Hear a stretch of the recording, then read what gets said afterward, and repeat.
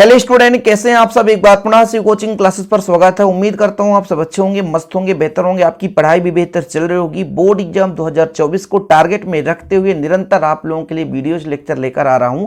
अभी 12th class के physics में चैप्टर 9 चल रहा है, प्रकाश की ऑप्टिक्स, जिसमें प्रकाश का परावर्तन पहला भाग चालू है। बच्चों, आज के इस लेक्चर में आप लोग सीखने वाले हैं उत्तल दर्पण के लिए दर्पण सूत्र। और दर्पण सूत्र होता है 1/f = 1/v + 1/u। ये आपका दर्पण सूत्र है, इसी को हमको प्रूव करना है। इसके पहले हमने आपको अवतल दर्पण के लिए करा दिया था। उम्मीद करता हूं कि आप लोग अवतल दर्पण का सीख लिए होंगे या आपसे बन रहा होगा। चलिए सबसे पहले बात करते हैं उत्तल दर्पण किसे कहते हैं। जिसका परावर्तक पृष्ठ उभरा हुआ हो, मतलब जहां से प्रकाश किरणें परावर्तित हो रही हो बच्चों, वो उभरा है तो आपका अवतल पृष्ठ कहलाता है या अवतल दर्पण कहलाएगा। जैसे दर्पण है, ये अवतल दर्पण कब कहलाएगा? जब इसका जो परावर्तक पृष्ठ है उभरा हुआ। तो वैसे भी समझ में आ रहा है, परावर्तक पृष्ठ उभरा हुआ है, अंदर किसी पदार्थ का लेप लगा है, मतलब अंदर परावर्तक पृष्ठ नहीं है, बाहर इसका परावर्तक पृष्ठ है, उभरा हुआ है, तो उत्तल दर्पण है। यदि अवतल की बात करते हैं तो अवतल इसका अपोजिट हो जाता कि जो परावर्तक पृष्ठ है वो दबा हुआ रहता, धसा हुआ रहता, वो आपका अवतल दर्पण होता। लेकिन यहाँ पे उत्तल दर्पण की बात की जा रही है। यहाँ पे देखो MPN एक आपका उत्तल दर्पण है। देखो बच्चों, MPN आपका एक उत्तल दर्पण है। ये P क्या है? सेंटर पॉइंट है, दर्पण का ध्रुव है। P क्या है? दर्पण का ध्रुव है। अब यहाँ पे जो C है, ये क्या है? ये वक्रता केंद्र। वक्रता केंद्र किसे कहते हैं? जैसे हमारे ये दर्पण है, ये उत्तल दर्पण है, ये किसी ना किसी इसको आगे यदि बढ़ाएं तो एक गोले का भाग होगा। यदि भाई इसको आगे बढ़ा देते गोले का निर्माण होगा कि नहीं होगा? तो फिर ये जिस गोले का भाग होगा उसका केंद्र ही वक्रता केंद्र कहलाता है। समझने की कोशिश करेंगे तभी आपको समझ में आ पाएगा। देखिए, ये हमारा जो छोटा सा दर्पण दिख रहा है ना बच्चों, MPN, ये कहीं ना कहीं एक छोटा सा टुकड़ा है। यदि इसको हम और आगे बढ़ाएं तो एक गोला बनेगा, इसके चारों एक गोला बनेगा, और उस गोले का केंद्र वक्रता केंद्र कहलाता है, जिसे हम C से रिप्रेजेंट करते हैं। ये वक्रता केंद्र है। अब देखिए, ये जो हमारा दर्पण है, ये जिस गोले का भाग है उस गोले की त्रिज्या PC, देखो जरा, वक्रता त्रिज्या कहलाती है। ये कैपिटल R से रिप्रेजेंट करते हैं, इसकी जरूरत पड़ेगी अभी, ठीक है। फिर से समझने की कोशिश करिए बच्चों। हम क्या कह रहे हैं कि ये आपका छोटा सा दर्पण है, ये किसी न किसी गोले का भाग है, उसका केंद्र वक्रता केंद्र कहलाता है बच्चों। और ये जो दर्पण है, जिस गोले का भाग है, उसकी त्रिज्या वक्रता त्रिज्या कहलाती है, जो कि PC के बराबर है ना। यहाँ पे PC वक्रता त्रिज्या है। अब आगे देखिए, मुख्य अक्ष किसे कहते हैं? ये आपका वक्रता केंद्र और ध्रुव को मिलाने वाली जो रेखा है वो मुख्य अक्ष है। और इसी मुख्य अक्ष पर एक वस्तु AB रखा हुआ है।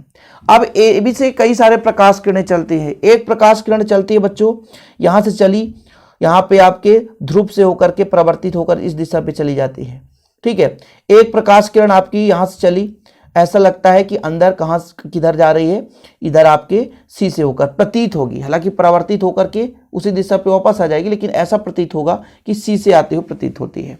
अब भाई इसको हम पीछे की ओर बढ़ाएंगे और इसको पीछे की ओर बढ़ाएंगे तो यहाँ पर दोनों एक दूसरे से मिलेंगे और यहीं पे प्रतिबिंब बनता है। देखिए, यहाँ पे आभासी प्रतिबिंब बनेगा, लेकिन प्रतिबिंब कहाँ पे बनता है? दो प्रकाश किरणें चली किसी वस्तु से, उसका परावर्तन हुआ, और परावर्तन के फलस्वरूप दो प्रकाश किरणें जहां पे मिलती हैं, परावर्तन के फलस्वरूप जहां पे मिलती हैं, तो वो उसका वहां पे प्रतिबिंब का निर्माण होता है। मतलब AB का जो प्रतिबिंब है वो कहां पर बन रहा है? A', B' पर। समझ रहे हैं ना बच्चों? यहां से कई सारे प्रकाश किरणें चल रही हैं। एक चली ध्रुव से आगे की ओर चली गई, एक यहां से टकराई चली गई। इसको यदि आप पीछे बढ़ाओगे तो ऐसा आभास होगा C की ओर जा रही है। अब इसको भी पीछे बढ़ाओगे तो यहां पर एक दूसरे को प्रतिच्छेद करने मिल रहे हैं। परावर्तन के फलस्वरूप जिस बिंदु पर मिलेंगे दो रेखाएं, मतलब दो प्रकाश किरणें, वहीं पे उसका प्रतिबिंब बन जाता है। तो AB जो है वो वस्तु है, A', B' जो है वो प्रतिबिंब है। अब इस ध्रुव से वस्तु की दूरी को U से रिप्रेजेंट करते हैं और ध्रुव से प्रतिबिंब की दूरी को V से रिप्रेजेंट करते हैं।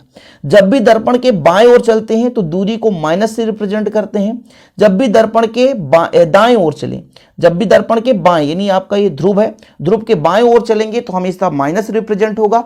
जैसे वस्तु AB की दूरी को -U से दर्शाएंगे, और P से B', A' B' है ना, ये आपका P से B', इसका जो आपका दूरी होगा वो V से होगा, +V से, मतलब माइनस नहीं दर्शाएंगे। तो दर्पण के जब हम बाएं साइड पर चलते हैं तो वहां पर माइनस लगता है, लेकिन जब दर्पण के दाएं साइड चलते हैं तो हम R को भी प्लस लेकर चलेंगे। यहां पर पीबी डैश यानी प्रतिबिंब की दूरी को भी प्लस लेकर चलेंगे, लेकिन यहां पर पीबी जो है वो माइनस यू लेकर चलेंगे क्योंकि वस्तु की दूरी और दर्पण के बाएं साइड है बच्चों। तो चलिए अब इसको एक अलग से डायग्राम बनाता हूं, फिर आपको समझाता हूं तरीके से, है ना। यहां तक चीजें क्लियर है बच्चों। चलिए यहां पे एक छोटा सा पहले डायग्राम बना देते हैं ताकि आपको समझ में आए। हम बनाते हैं उत्तल दर्पण। उत्तल दर्पण कैसे कहलाता बच्चों? यदि परावर्तक पृष्ठ ये अंदर यदि लेप है तो परावर्तक पृष्ठ बाहर का कहलाएगा, तो ये आपका कहला जाएगा उत्तल दर्पण। इसका पहचान क्या है? क्योंकि परावर्तक पृष्ठ क्या उभरा हुआ है। यहां पे इसका ध्रुव होगा, इधर इसका वक्रता केंद्र होगा, इसको मिलाने वाली जो रेखा है वो मुख्य अक्ष कहलाती है। ठीक है, यानी सी हो गया, यहां पर आपका पी हो गया। अब इस मुख्य अक्ष पर एक वस्तु रखा हुआ, मैंने कहा यहां पे एक वस्तु रखा है ए बी। ठीक है, एक प्रकाश किरण यहां से चलती है, पी पे आपतित होती है और ओ दिशा पे चली जाती है। कई सारे प्रकाश किरणें हैं, परावर्तन के फलस्वरूप इस दिशा पे चली गई। दूसरी प्रकाश किरण में मान के चलता हूं यहां से एम दिशा पे आपतित होती है और टकराई और पुनः वापस आ गई। इसे यदि आगे बढ़ाएं तो ये सी पर मिलता है। ठीक है, और बच्चों यदि इसको हम पीछे बढ़ाएं तो यहां पर मिलता है, तो यहां पे ही वस्तु का प्रतिबिंब बन जाता है ए डैश और बी डैश, जो इसका आभासी प्रतिबिंब है। कैसा प्रतिबिंब बच्चों? आभासी प्रतिबिंब है। ठीक, अब जैसा कि मैंने आपको पूरा कंप्लीट ही करा दिया कि भाई साहब मैंने कहा कि जो P से B होगा वो वस्तु की दूरी है, उसको हम माइनस यू से रिप्रेजेंट करेंगे क्योंकि ये बाएं साइड पर चल रहे हैं। पीवी डैश की बात करेंगे तो उसको हम रिप्रेजेंट करेंगे V से, इसको प्लस से रिप्रेजेंट करेंगे क्योंकि दाएं साइड चल रहे हैं। P से C की जब बात करेंगे बच्चों तो आप P से C R कहोगे, R बराबर होता है 2F, ये दोनों प्लस में होंगे, क्यों? क्योंकि ये दाएं साइड चल रहे हैं। ये हमको जरूरत पड़ेंगे अभी के अभी तुरंत, इसलिए यहाँ पे मैं आपको समझा रहा हूँ। फिलहाल इतना क्लियर है। तो हमने कहा भाई एक हमारे पास यहाँ पे मान लो हम यहाँ पे आप दूसरा भी बिंदु दे सकते हैं, x दे सकते हैं, x p बाई आपको जो भी देना है दे सकते हैं। आपकी इच्छा से मैंने यहाँ पे m दिया है, यहाँ पर कोई और बिंदु दे सकते हो, q बिंदु दे सकते हो, आपकी जो इच्छा है। mpn दे सकते हो, जैसे यहाँ पर हमने mpn दिया है, यहाँ xp बाई जो भी आपको देना है कि mpn एक क्या है, हमारे पास एक उत्तल दर्पण है, ये P क्या उसका ध्रुव है, C उसका क्या है वक्रता केंद्र है, इसके मुख्य अक्ष पर सम्मुख एक वस्तु AB रखा हुआ है, AB से एक प्रकाश किरण जाती है P की ओर और परावर्तन के फलस्वरूप O दिशा में चली जाती है। एक प्रकाश किरण जाती है यहाँ पर Q बिंदु से होकर जाती है और जाती हुई ऐसा प्रतीत होता है और परावर्तन के फलस्वरूप वापस लौट जाता है। इसको पीछे बढ़ाते हैं और इसके परावर्तन की रेखा को पीछे बढ़ाते हैं तो ए डैश बी डैश हमारा प्रतिबिंब प्राप्त होता है, जो कि आभासी प्रतिबिंब होता है। ठीक है, आप लोग इतना लिख सकते हो जितना मैंने बोला ना। कुछ लोग कहते हैं ना कि सर आप बहुत ज़्यादा हिंदी लिखाते हो, और कुछ लोग कहते हैं सर इतना कम कैसे हो पाएगा, पूरा नंबर मिल जाएगा। अरे भैया कोई दिक्कत नहीं है। अभी चिन्ह पर पार्टी से ये चीज़ तो क्लियर हो गया कि दर्पण से वस्तु की दूरी माइनस यू, इधर रहेगा माइनस यू, प्रतिबिंब की दूरी भी और दर्पण की वक्रता त्रिज्या कैपिटल R बराबर 2F हो जाएगा। अब बच्चों ये जो डायग्राम हमने बनाया है इसी के माध्यम से हम आपको समझाने की कोशिश करेंगे। देखिएगा एक त्रिभुज आपको ये दिख रहा है, ये दोनों त्रिभुज समरूप हैं। तो यहाँ पर देखिएगा समरूप त्रिभुज ABP व त्रिभुज A dash B dash P में। देखिए समरूपता का क्या प्रगुण होता है? संगत भुजाओं का अनुपात समान है। ठीक, तो ये हमारे पास दो त्रिभुज रहेंगे और दो त्रिभुज इस प्रकार से लेंगे बच्चों। देखिएगा दोनों हम आपको समझा रहे हैं। एक त्रिभुज आपका रहेगा एक बड़ा सा ABC, बड़ा वाला त्रिभुज दिख रहा है, ये बड़ा वाला त्रिभुज दिख रहा है, पूरा बड़ा वाला ABC त्रिभुज AVC व त्रिभुज एक आपको एक छोटा वाला त्रिभुज ऐसा दिख रहा होगा A dash B dash C में। ये भी दोनों त्रिभुज समरूप हैं, ये भी दोनों त्रिभुज समरूप हैं। ठीक है, दो त्रिभुज लेकर चलेंगे। तो समरूपता का प्रगुण क्या कहता है? यदि हम बच्चों ABC की बात करते हैं, ABC में तो AB का जो संगत भुजा होगा वो A डैश B डैश होगा और BC का जो संगत भुजा होगा बच्चों वो B डैश C होगा। एक समीकरण इसको दे देंगे। और अब छोटे छोटे त्रिभुज की बात करते हैं, छोटे छोटे त्रिभुज की बात करते हैं। तो AB का जो संगत भुजा होगा बच्चों वो A डैश B डैश होगा। ठीक है, बराबर ध्यान दीजिएगा। और जो आपका पीबी का जो संगत भुजा होगा, चाहे आप पीबी करो या बीपी करो, तो पीबी का जो संगत भुजा होगा पीबी डैश हो जाएगा। इसको समीकरण 2 दे दिया। फिर भी आपको दिक्कत होगा। सबसे पहले यहां पर दो समरूप त्रिभुज देखो, ए बी पी, इसमें मैंने लिया तो ए बी का संगत भुजा A dash B dash, BP का संगत भुजा या पीबी का संगत भुजा पीबी डैश। तो ये देखो पीबी का संगत भुजा पीबी डैश। ठीक, अब ए बी सी और A dash B dash C, A B C बड़े वाले में, A dash B dash C छोटे वाले में, तो ए बी का संगत भुजा A dash B dash C, B C का संगत भुजा बी डैश सी, तो बी सी का संगत भुजा बी डैश सी। अब होता क्या है दोनों का प्रॉपर्टी देखो, समीकरण 1 और 2 देखो, चाहे इस समीकरण को देख लो, इस समीकरण को, दोनों समीकरण को देखो। इनमें क्या होता बच्चों, ये लेफ्ट हैंड का मान जो है उस लेफ्ट हैंड के बराबर है, तो ये राइट हैंड का मान राइट हैंड के बराबर हो जाएगा। तो यहां पर आप देखो समीकरण 1 और 2 से लेफ्ट का मान लेफ्ट के बराबर, तो राइट का मान राइट से बराबर हो जाएगा। और यहीं से कहानी में ट्विस्ट आता है और मामला समाप्त हो जाता है।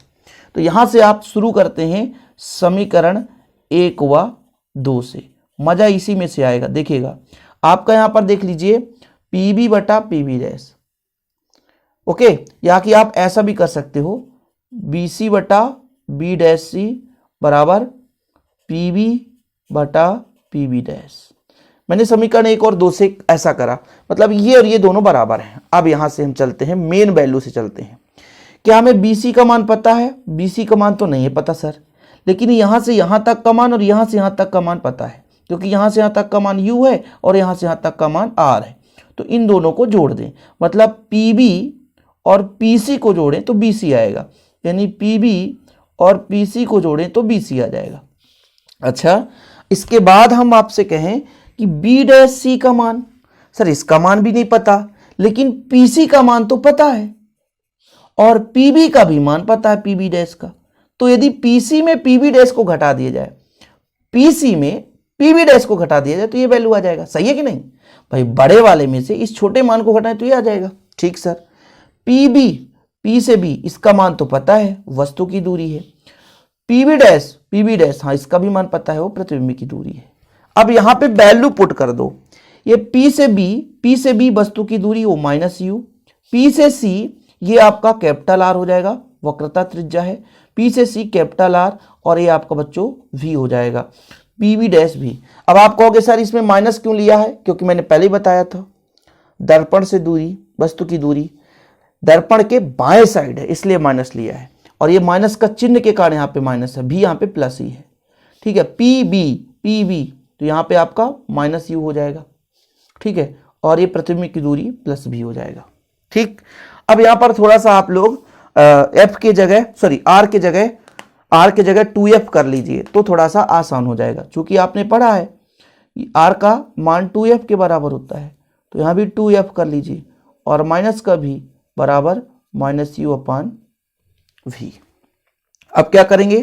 तिर्यक गुणा करेंगे, तो इसका इधर करेंगे तो माइनस यू भी प्लस 2vf बराबर, इसका इधर गुणा करेंगे तो कितना हो जाएगा बच्चों?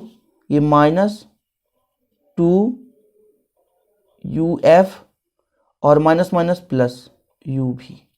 देखिएगा ये 2vf है ना बच्चों, रहने दीजिए, ये माइनस इधर आएगा तो 2uf हो जाएगा, और ये माइनस इधर जाएगा तो प्लस हो जाएगा, तो 2u भी हो जाएगा। अब दोनों पक्षों में 2 का भाग दे दें तो इधर बचेगा vf प्लस uf और यहाँ पर u भी, या ऐसा भी तो कर सकते हैं u भी बराबर इधर uf प्लस vf, वही चीज है, हमने पक्षांतर तो कर दिया है। अब दोनों पक्षों में क्या करेंगे? दोनों पक्षों में u भी f का भाग देने पर,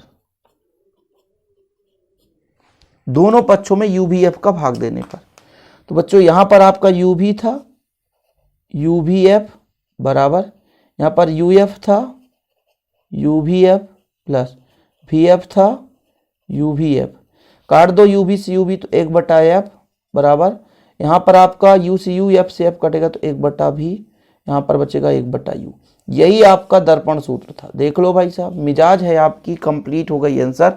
और दर्पण सूत्र आपको क्लियर भी हो गया होगा। और बच्चों ऐसे वीडियो पाने के लिए चैनल को सब्सक्राइब कर लें। अभी मैं आपको बताता हूँ, मेरा नया ऐप आ चुका है, टेलीग्राम में भी लिंक मिल जाएगा, डिस्क्रिप्शन पे भी लिंक मिल जाएगा। हमारे नए ऐप को डाउनलोड कर सकते हैं, या इसका नोट्स हैंडी नोट्स व्हाट्सएप पे लेना है तो कॉन्टैक्ट नंबर ले लीजिए 9685299149। ये मेरा पर्सनल नंबर है 9685299149। इस नंबर पर आप कॉन्टैक्ट करके नोट्स ले सकते हैं। आज के लिए इतना ही। जय हिंद, वंदे मातरम।